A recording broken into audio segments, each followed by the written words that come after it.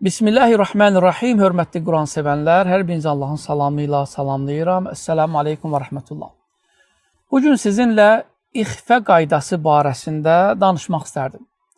Daha doğrusu, ixfə qaydasında olan bir qeyd haqqında danışmaq istərdim. Həmin qeyd nədir? Əgər ixfə hərfindən sonra, daha doğrusu sükunlu nun və ya tənvinlərdən sonra İxfə hərfləri gələrsə, o zaman biz bilirik ki, qunnə baş verir, səs burundan çıxır. Məsələn, əl-insən,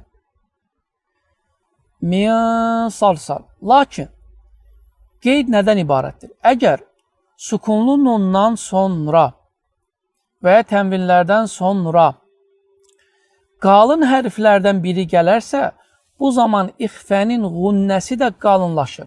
Məsələn, min sal, min sa. Lakin inci hərf olarsa, o zaman ixfənin qunnəsi də incələşir.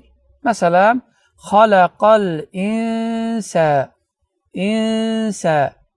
Ayəni bütün oxuyacağım və burada həm birinci yerdə deməli incə, ikinci yerdə isə qalın tələffüz edəcək. Bismillahirrahmanirrahim.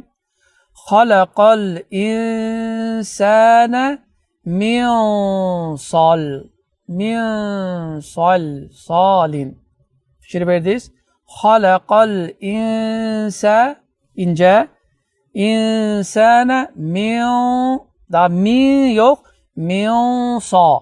Yəni, həmin bu qalın hərif, həmin bu ixfənin səsinə, qunnəyə təsir edir. Ona görə bu qeydi də unutmayaq. Esselamu aleykum və rəhmətullah.